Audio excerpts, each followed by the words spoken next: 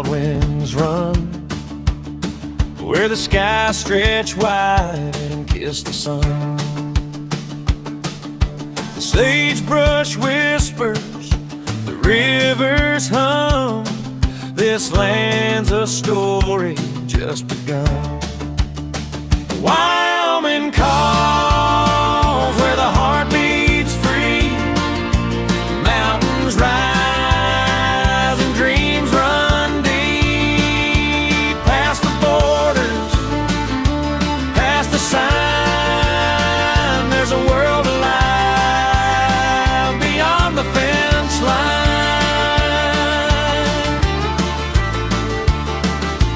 Boots hit gravel and the prairie sings. With every hoofbeat, the frontier rings. From ranchers' hands to miners' veins, the spirit of the West remains. Wyoming calls, where the heart beats free.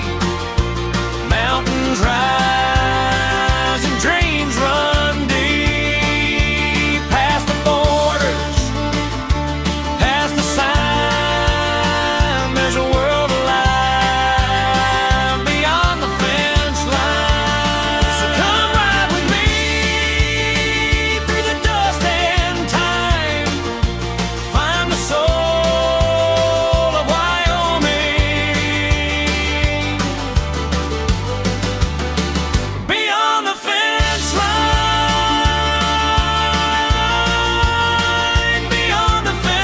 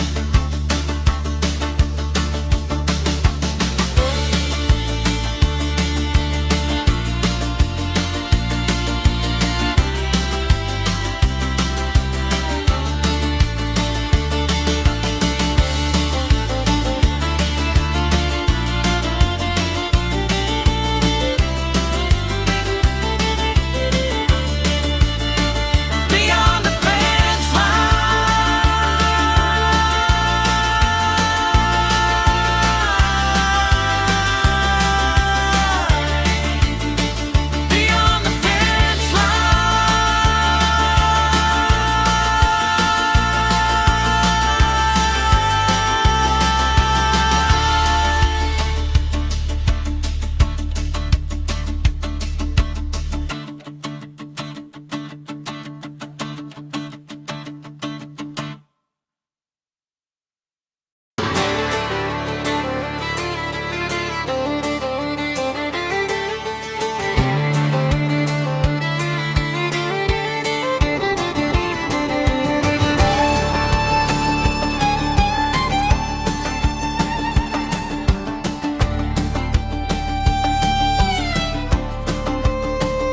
beyond the fence line, where the wild winds run, where the skies stretch wide and kiss the sun. Hey, Wyoming. Happy Thursday, January 22nd. Welcome to Wyoming Beyond the Fence Line. Joseph, your host, candidate for Wyoming governor, and yes, coming to you again from Las Vegas. Got a little stuffy nose here still. Feeling a little sick. Hope you guys are doing well. I miss Wyoming tremendously. I can't wait to get back. But today, you guys want to know where I stand on issues, and that's part of why I'm doing this show, so you guys can know where I stand on issues. And today is about education and what I believe needs to be done with education. Not just in Wyoming, in the US, same principles apply. We got to tear off the band-aids and start building something for the future, you guys. We're going to talk about the root problem and real solutions. I have a unique opportunity because I'm running outside the echo chamber. We can talk about things that maybe people in the party can't talk about. We can have conversations with objectivity. And we don't have to worry about, oh, gee, am I going to upset the echo chamber? Because we can just be real. I can share with you where I stand, what I'm for, what I'm not for. And so I love that freedom that I have because my heart is to serve you, the people, not the party. So with that, let's talk about education. Education has become an entitled institutional bureaucracy, that is so administratively top heavy that results have waned for decades. We've got costs going this way and results going this way. And we keep thinking, gosh, we just keep doing more of the same. Maybe we'll throw more money at it. That will fix the problem. Or let's try this. Or let's try this school choice option. Or let's try this. And let's see if something sticks and something works. And we keep wondering, why are things going in the wrong direction still? That's a great question. And we can't put the burden of fault on our good teachers, the people on the ground that do the work. I think this comes from the top. Education should exist for the children, not the institution, for the families and not the bureaucrats or the bureaucracies. It should be for learning, not compliance. We should teach our kids how to think, not what to think. And we've lost it, right? We've got 40% of our kids that read at grade level or could do math at grade level, and somehow we're proud of that because it's higher than the national average. This is not excellence, folks. We need to step back and look at education from a bird's eye view and go, what could we do to bring excellence back to education in Wyoming? What can we do? So here's what I think I'm going to talk about what I think needs to happen here in a minute. Let's talk a little bit about sort of what some of the problems are. We got this one size fits all standard, right? Where we teach to a test. And maybe we memorize answers, whatever. And as a result of this standardized process, by the way, you guys, I'll share with you, I should have started with this actually. So I'm a homeschool dad. We homeschool our 3 kids, and I understand. Homeschooling's not for the faint of heart, you guys. And I know it's not for everybody. And I respect that. And I know that our culture and the cost of living and all of the factors that go into our lives, most families, they've got 2 parents working. I've been blessed to just be able to work really, really hard. And so we're okay for now. But even I'm in the middle of, doing different work than I have done for the last 22 years because it's just not working anymore for us. So I understand homeschool is not for everybody, but so yeah, Joseph, well, how in the world, if you're just a homeschool, how could you even talk about public education? Well, you know what? I have a logical brain. I'm a numbers guy. I'm a visions guy. I'm a solutions guy. I've done that my whole life. So let's talk about education. We got part of the problem with I talked about one size fits all standards, endless administrative layers in education. This didn't happen overnight. The centralized control. And I don't think it's teachers that have failed. The teachers are trapped inside of the problem. And I'm sorry, with all respect, I don't believe that any amount of additional layers of legislation or coming up with new ideas about sending money with kids or doing this or that. I'm going to talk about, by the way, I will talk about school choice and ESAs a little bit later. And I want to give you some things to think about when it comes to conservatism and ESAs and education. And I want to just give you guys something to think about when it comes to that. But so what's happened now is I believe that we need to recognize as a culture that education is broken beyond repair. And you might, wow, Joseph, that's kind of a hopeless outlook. No, it's an opportunity for us to be something different, to do something different. My campaign slogans, be something different. It's an opportunity for us to tear down a broken institution and build something for the future. Maybe we get away from one size fits all. Let's get back to a more classically focused education where reading, writing, and arithmetic are the things that matter, especially like first through sixth grade. Man, all they do is reading, writing, and arithmetic, maybe some cool interest based learning so they can figure out what they want to do with their lives early on. But we get rid of everything else and focus on those core principles. Yeah, we're going to have to relearn how to teach, and kids are going to have to relearn how to learn in some ways. But let's get back to basics and let's remove the bureaucracy. Let's tear this thing down and let's stop teaching to a test. Let's start teaching towards thought and critical thinking and logic and learning together. So I think when my overall view when it comes to education, you guys, is we need to press that big red reset button. We cannot keep messing with the institution the way it is. We have got to tear it down and build it back up. No, tear it. No, don't hear me wrong. Tear it to the studs, right? Let's keep our foundation. Let's keep our framework. But and then rebuild something that's going to work for our kids for the future. You know, one of the biggest things I hear in Wyoming, and actually, I'm reading this book, Pushed Off the Mountain, Sold Down the River. I'll share this with you guys real quick. Okay, this was written. I wanted to tell you guys when it was written. This is written by Samuel Western, and it was written in 2006. So 20 years ago, this was written. And guess what, guys? They're talking about the same stuff in here. We can't keep our kids in Wyoming. How do we pass down the Wyoming legacy to others? Is the Wyoming legacy a myth? It talks about that.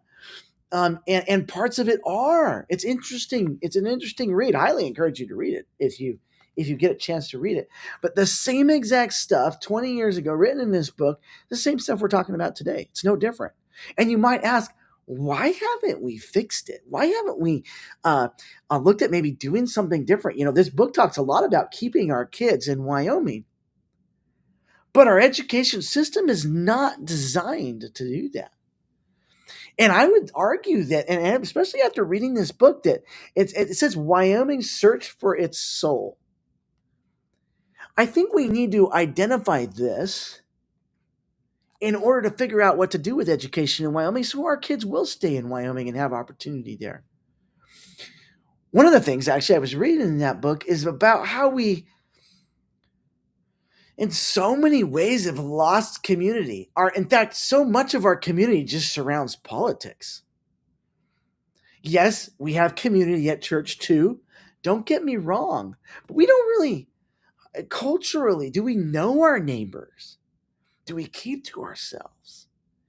You know, the shift in education has to happen alongside a shift in culture, where community is what we build and where we promote kids and we push kids towards what they're good at. You know, my son, not so great at reading and literature, but man, he's good at, he loves science, he's decent in math, and he can fix anything. He's so good at building and fixing and creating things.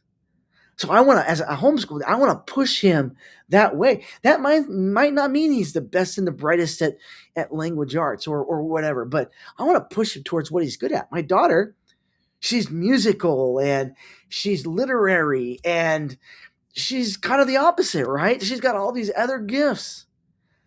If we could push kids towards their interests, so do interest-based learning and focus on core subjects, and leave it at that.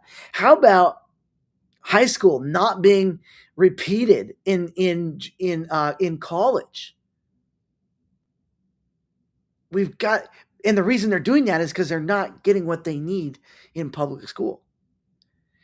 We are at the point, at the precipice, my friends. It's time to stop messing with it. It's time to make a plan, bring the stakeholders into the room, come up with a plan, take a summer and gut the thing and start fresh. That's what we need to do with education, you guys. And that's me going, guys, we got stop addressing the symptoms of the problem. We have to address the root causes of the problem. We have to. There's another element to this. Our kids are struggling in a lot of ways with self-worth and value of life, value of each other.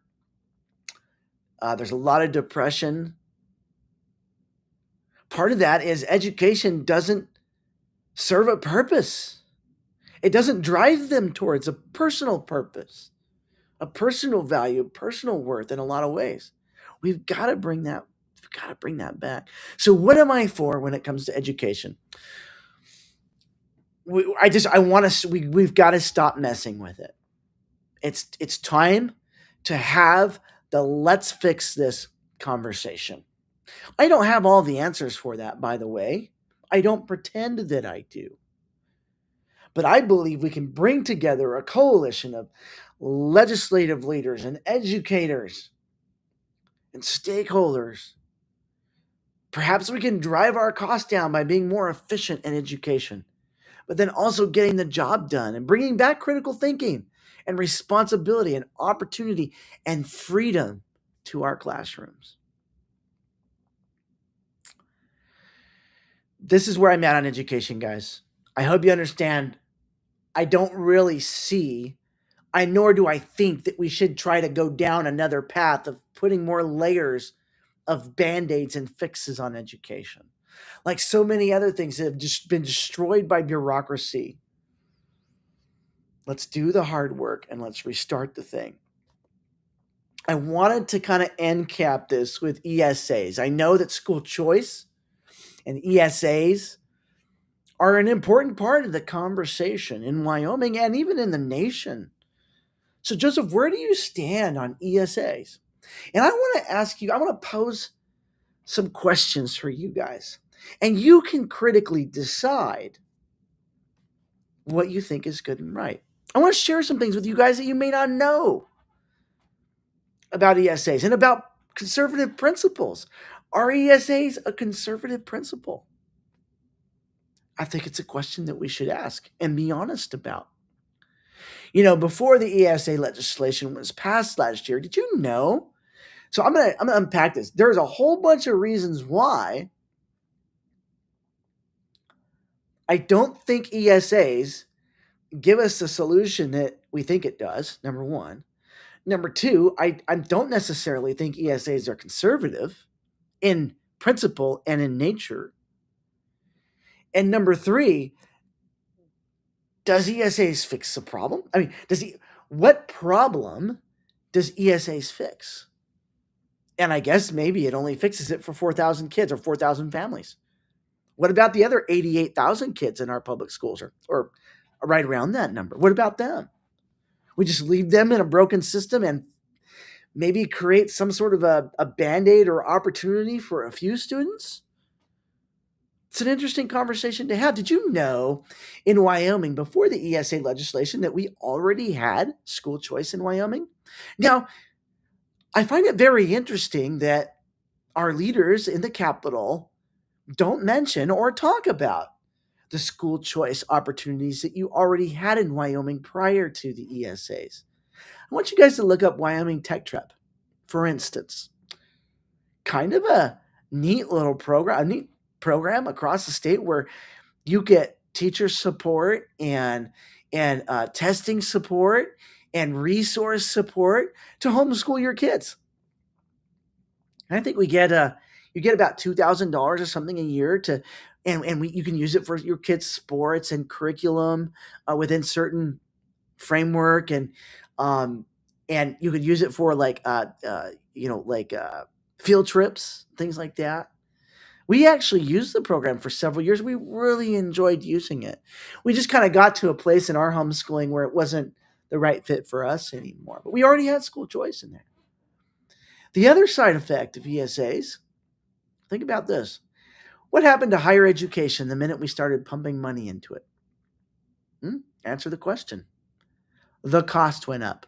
I asked this question to many people during the legislative session last year. I said, so if you're going to give this $7,000 to all these people for private education, what's going to happen to the cost of private education? And I was told emphatically, oh, it won't go up. It won't happen. I was, wait a minute.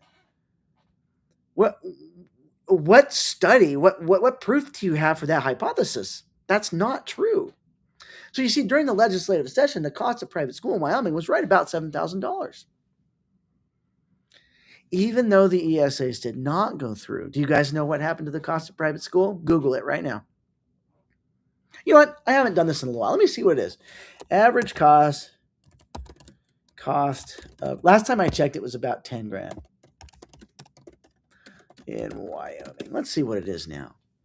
So the average cost is actually right around, so it actually looks like it's gone up, but then so here's what happened. Let me tell you what happened. I know exactly what happened here now that I'm looking at this data. Cost of private school in Wyoming was $7,000 prior to the ESAs. Cost of school during the summer last year went up to around $10,000 on average in anticipation of the ESAs. Now what it looks like is, it looks like that cost of that private school has actually gone back down to around $8,000 or so, almost $9,000 or so. On the other side, so it gone back down because the ESAs didn't come. So here is what I am concerned about. If ESAs go through, you're going to see a significant cost increase in private school because that's the same thing we did with higher education. Is that a principled conservative thing to do? I'm asking you the question. I would like you to answer that for me. I don't think it is. So what you have is demand and marketplace now driven, another aspect of our culture driven by bureaucracy. Prices affected by money that government, you and I, tax dollars, being put into another lane, and then the cost of private school is going to go up and up. In fact, I know a bunch of families personally that had to pull their kids out of private school for this year because at the beginning of the year, the cost had gone up so much in anticipation of the ESAs. And so they had to pull their kids out. They're homeschooling now. Maybe they'll put them back in private school. So you're making private school unaffordable for those who used to be able to afford it by putting ESAs in. In addition to that, you're leaving out all of the public school kids and they're left without a solution. I wonder. So is it a principled conservative idea? I'm not confident that it is. Because anytime you take money out of government from taxpayers and you give it to people, and you might say, well, Joseph, we paid $20,000 a year for students anyway. We're just having the money follow the students a little bit better. Okay, I guess I could be reasonable and see that argument, but does it solve the problem? And the answer is no. The answer is no, it doesn't solve the problem. So that's just kind of my brief thoughts on ESAs. And if you need me to dig in a little bit more, the factual basis for some of this, I'm happy to do that. I want to see a solution, like I said earlier, for not just a group of kids in Wyoming, but all the kids in Wyoming that, they can't be homeschooled like my kids. I want to see a solution for all of them, not just a segment of folks. So there's my stand on education. I'd love to hear what you think. This is about our kids, about our families, about Wyoming's future. If we want to keep our kids in Wyoming, we have to change education. All right? Hope you guys enjoyed this show. Tomorrow, I'm really excited about the show because what I am going to talk about, a lot of people, obviously, that don't agree with me ideologically also have a very big concern about faith. They think that somehow because my faith is what guides me, that somehow that's going to make their lives less free or more burdensome. They're afraid of Christian nationalism or these ideas that I'm going to shove religion down their face, but that isn't the case at all. In fact, excuse me, the opposite is actually true. And I'm going to share that with you guys tomorrow. So, with that, boy, I'm going to sneeze again. So, I'm going to just close the show out right now. Bye, you guys. God bless. And I'll talk to you tomorrow.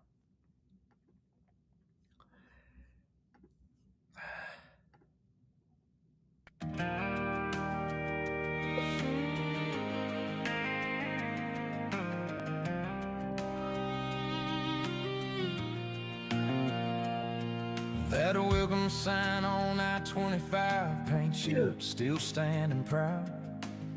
Ranch hands lean on rustic gates, reading weather in the clouds. Antelope on the edges, cold dust on our jeans. Four rigs blanking on the rim like a string of prairie dreams. Wyoming wind, you shove those semis sideways on the line, make a 20-foot wall of white in a single night. Drag those tumbleweeds till they're stacked up tight on the old barbed wire. Carry smoke from a branding fire. You steal my hat, you sting my skin, but I was raised by that Wyoming wind. Red dirt stuck in busted boots, pickup rattling down 14. Feedlot steam in the dim sunrise, snow geese cutting clean. Elk tracks in the timber, sagebrush oceans roll. We pull our hoods tight at the pump, the gust cuts through the soul. You push our trash clear to Nebraska, strip a billboard to the nails, slam a screen door off its hinges, shake the grain out of the rails. You whistle through those cold cars, howl across the powder rim. Every fence line, every windburn grin, got carved by you again.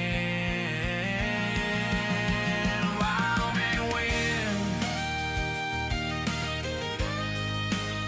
you shove those semis sideways on the line, make it 20-foot wall of white in a single night.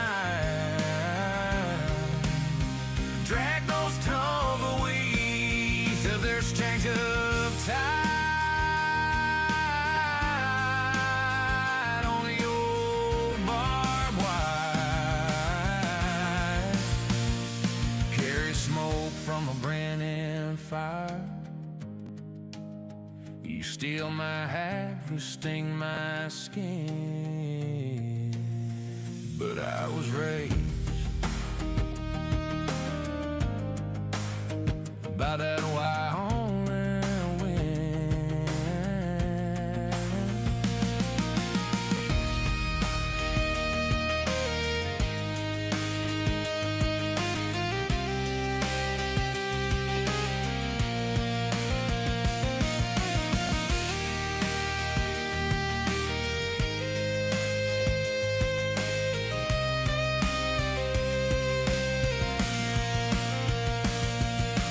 Red dirt stuck in busted boots, pick up rattling around 14. Feedlot steam in the dim sunrise, snow geese couldn't clean. Elk tracks in the timber, sagebrush oceans roll. We pull our hoods tight at the pump, the gust cuts through